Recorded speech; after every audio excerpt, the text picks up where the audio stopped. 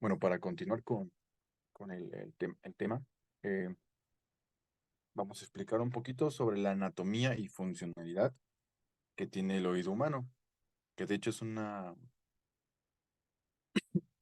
es muy interesante cómo es que funciona nuestro oído, ¿no? Y al menos como ingenieros o ingenieros en audio y cualquier persona que se quiera dedicar a este ámbito de la música o el audio, es necesario que pueda entender cómo funciona nuestro oído humano, ¿no?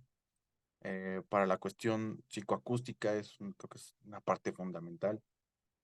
Cómo es que nuestro oído, ya que es el primer contacto con el sonido, es el que genera los procesos para que nosotros podamos percibir la audición, podamos generar la audición humana. eh, Entenderlo es primordial, ¿no? O al menos conocer sus características esenciales. Es por eso que vamos a explicar en generalidad, pero siendo específicos, ciertas partes del oído humano para poder entender, ¿no? A fin de cuentas, esto es, para poder resumirlo, pues, la fisionomía humana, por así decirlo, eh, es constante, ¿no? Tiene algo que se repite, ¿no? No podemos decir que una persona tiene un oído diferente, ¿no? Pero la manera en que percibimos las cosas, interpretamos las cosas es diferente. Así que en este caso, intentemos verlo de esa manera. Eh, para empezar a explicar, creo que la parte más fácil de- de identificar es el pabellón de la oreja, ¿no? La oreja eh, es la parte externa del oído. Podemos dividirlo o seccionarlo en tres partes, ¿no? Que es el oído externo, el oído medio y el oído interno, ¿no? Ahorita un poquito más a fondo lo vamos a ver. El oído externo forma toda esta parte que es como la oreja, el que recibe los, las ondas sonoras, el sonido viaja a través de eso. Tenemos el oído medio, que es el canal auditivo, es básicamente el hueco que tenemos hacia adentro de nuestro oído y que podemos, eh, bueno, pues casi ya es como la parte media en la que nos cubre del oído interno, ¿no? Y tenemos el oído interno, que ya es todo este proceso que aparece aquí y todos esos pequeños órganos que tenemos dentro de nuestro oído y que generan todo ese proceso de la audición, ¿no? Es interesante recalcar cómo la naturaleza humana genera sistemas para poder eh, interpretar otros estímulos externos, en este caso como el sonido, ¿no? Las ondas sonoras. Entonces, eh, esto más que nada quiero que quede claro. eh, es importante saberlo ya que como herramienta esencial para los músicos, para los ingenieros, el oído es necesario conocerlo, cómo funciona, para también saber cómo funcionan nuestros oídos, cómo podemos cuidarlos, cómo podemos eh, tener en cuenta todo lo que pasa dentro de él, ¿no? Ahorita más a fondo vamos a ver por qué. Este es el oído ya un poquito más representado de manera física. Eh, Tenemos el pabellón, que es el que recibe las ondas sonoras. A través del canal auditivo, las ondas sonoras ingresan a maneras de reflexiones, de refracciones, por todo este canal auditivo, que ya tiene que ver con el oído medio, ¿no? Cuando llegamos al oído interno, tenemos tres partes en específico, ¿no? Perdón. Tenemos aquí el tímpano, el estribo, el martillo y el yunque, y también la cóclea, que forman parte del oído interno. Del oído medio solamente estamos hablando del canal auditivo y del oído externo solamente hablamos del pabellón de la oreja. ¿Ok?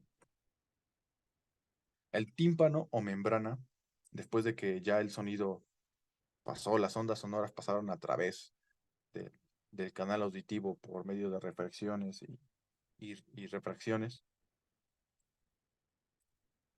se topa con un órgano que se llama tímpano, ¿no? O membrana. Me hace más analogía que llamarlo membrana, ya que al menos los ingenieros que están aquí sabemos que la membrana de un micrófono funciona a través de vibraciones, ¿no? De la presión sonora que ejerce, ¿no? Hacia la membrana, pues básicamente es el mismo principio. El tímpano membrana recibe las ondas sonoras y este vibra en frecuencia de ellas, ¿no? Obviamente mucho más atenuadas, ya que el canal auditivo eh, mide aproximadamente 25 milímetros, ¿no? Y esto hace que se atenúen ciertas frecuencias y otras puedan pasar mucho más fácil y otras un poquito más difíciles, ¿no? Pero el principio del tímpano, de la membrana, es ese, ¿no? Que vibra eh, a través de las vibraciones del oído externo, ¿no?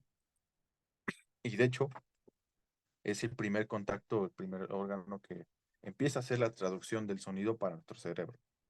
Es interesante porque básicamente tenemos un transductor natural dentro de nuestro cuerpo, ¿no?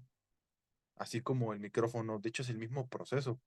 El micrófono utiliza una membrana y de la membrana convierte un tipo de energía que es la presión sonora a energía eléctrica.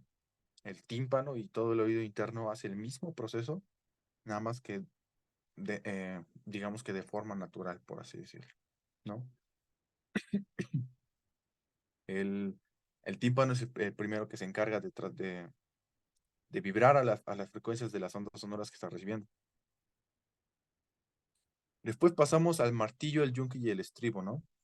Que de hecho estos son los que, todo este mecanismo es vibrante, por así decirlo, es estimulado por las frecuencias que vienen de fuera, ¿no? Eh, el martillo, el yunque y el estribo ya forman parte del oído interno y estos se encargan de resonar a la frecuencia que la membrana nos está moviendo. De hecho, aquí si vemos está ligado, ya que así como la membrana se va moviendo, el martillo también genera esa vibración, ¿no? Y genera frecuencias que las va a pasar a la cóclea, que es como el caracolito que ahorita vamos a ver, que aparece más enfrente, ¿no? En la cóclea tenemos perdón, tenemos otro tipo de sistema. De hecho, si la cóclea está llena de un fluido, está llena de líquido, que de hecho si hacemos la analogía con un bote de agua, sabemos que si nosotros tenemos un bote de agua y lo movemos o simplemente arrojamos una piedra, este genera ondas, ¿no? Y estas ondas pues se pueden traducir también con información frecuencial, ¿no? Entonces, estos tres huesos, que es el martillo, el yunque y el estribo, están conectados hacia la cóclea, que la hacen vibrar, y esta genera ondas a través del líquido que tiene dentro, que se llama fluido coclear. Este ya es visto dentro de la cóclea, ¿no? Tenemos abajo de la cóclea células ciliadas que son parecidas como a pelitos, que se llaman esterocilios, que estos son los encargados, y creo que esa es la parte más importante a recalcar, eh, eh, de generar los pulsos eléctricos para que nuestro cerebro los pueda interpretar en forma de sonido, ¿no? Básicamente lo que les decía es que tenemos un transductor natural dentro de nuestro cerebro. Si seamos un poco abiertos, ¿no? Supongamos que en este último proceso de la cóclea conectáramos, eh, y bueno, falta ver el nervio auditivo, que es el que transmite toda esa información hacia el cerebro, los pulsos eléctricos, si conectáramos, por así decirlo, una bocina a un parlante, podríamos escuchar, eh, podríamos traducir el sonido, ¿no? Porque es el mismo principio por el cual se basa un transductor. eh, en este caso, en el audio, un cable, en este caso, un micrófono, ¿no? Que es membrana, eh, esta vibra, eh, convierte las vibraciones a través del campo magnético, los convierte en pulsos eléctricos. Estos pulsos eléctricos se traducen en sonido, ¿no? A través de la vibración de otra vez de otra membrana que se llama parlante, ¿no? El proceso inverso. Pero básicamente tenemos el mismo proceso, pero en el oído. Eh, entonces, creo que estos son las células ciliadas y los esterocilios son las partes que a lo largo de nuestra vida se van desgastando y hacen que perdamos como esa sensibilidad a cierto tipo de frecuencias que más enfrente veremos. Aquí tenemos el nervio auditivo, que es el que se encarga de llevar todas estas, eh, todo la información hacia nuestro cerebro y lo podamos procesar. En este caso, el pabellón recoge las ondas, para ser en general, las ondas sonoras y las conduce hacia el nervio auditivo mediante reflexiones y difracciones, que es lo que mencionábamos en el canal auditivo, que es como la parte más externa que podemos ver a simple vista, ¿no? También tenemos glándulas sebáceas que segregan cerumen. Todo esto del oído y- y- y la anatomía tiene un objetivo, ¿no? En este caso, para mí, explicarles acerca de la psicoacústica y cómo interviene en la producción musical, ¿no? Eh, por ejemplo, una función es proteger del- de cerumen al oído de ruidos muy intensos y prolongados, ¿no? Esto cómo interfiere en la psicoacústica para la producción musical, ¿no? Si nosotros somos personas que estamos constantemente mezclando en producción, o estamos en mastering, o estamos constantemente con audífonos o escuchando música, eh, nuestro cerebro sabe que estamos recibiendo estímulos constantemente, por lo que nuestro oído protege de manera natural eh, el ruido prolongado, ¿no? Por así decirlo, y va a segregar más cerumen, ¿no? Que es la forma adecuada de llamar a la cerilla del oído, ¿no? Por lo que nosotros debemos saber que hay que ir constante al médico a checarnos para poder tener esta herramienta que nos ayuda a nuestros trabajos de producción a tenerla en orden, ¿no?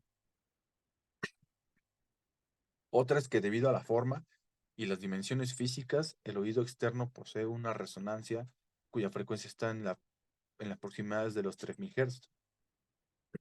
Y de hecho esto tiene que ver mucho con la capacidad auditiva que tenemos los seres humanos, que va desde los 20 Hz hasta los 20.000 Hz para escuchar, ¿no?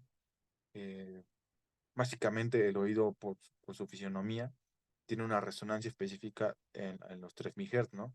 Es sensible a esa resonancia y es donde más podemos, aproximadamente entre los 3000 Hz y los 5000 Hz, es donde más podemos tener audición o se nos hace a nosotros mucho más fácil tomar la audición, ¿no? O entender las cosas, ¿no? También una parte importante del oído es la trompa de Eustaquio. Esta. Esa está conectada directamente con con la laringe, ¿no?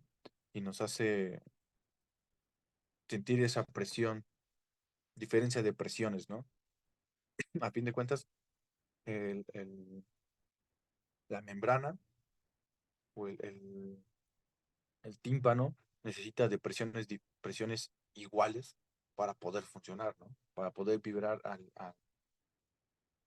de manera más directa a los estímulos externos, ¿no? De manera más real, ¿no? Sin ser afectado de mucho, por así decirlo.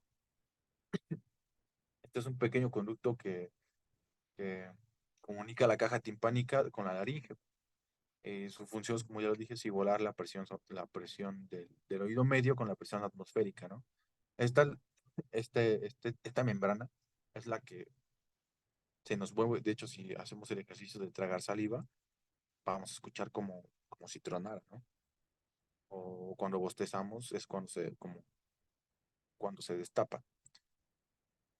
Si nosotros somos una persona que, digamos, que va a viajar con una banda para hacer mezcla de audio en vivo, tenemos que tener en cuenta que no va a ser la misma posición del tímpano que vamos a tener en en un estado, en una ciudad que en otro, ¿no? Y esto interfiere mucho, ¿no? Cuando comúnmente a nosotros nos pasa que se nos tapa el oído, como se dice, eh, podemos percibir que hay una diferencia de presiones y cómo esto afecta directamente a nuestra escucha. Porque cuando pasa eso, cuando decimos que se nos tapa el oído, es porque realmente dejamos de escuchar frecuencias eh, medias y altas. Y la diferencia de presión hace que nuestro tímpano esté hacia afuera y reciba más las presiones bajas, ¿no? Lo que hace como si estuviéramos dentro de una caja, ¿no? Entonces, la percepción auditiva es diferente a diferente tipo de presiones, pero justamente la trompa de Eustaquio funciona para eso, para liberar presión y mantener una presión igual dentro del oído y afuera del oído. Para explicar, cuando escuchamos un sonido percibimos diferentes sensaciones, ¿no? Que nos permiten diferenciar entre sonidos graves y agudos. Sensaciones de magnitud relacionadas con fuerza, volumen o intensidad sonora, ¿no? Nuestro oído puede diferenciar entre un sonido fuerte y débil, ¿no? Y en estas podemos distinguir sonidos de diversas fuentes sonoras, así estén en un mismo rango de frecuencia, ¿no?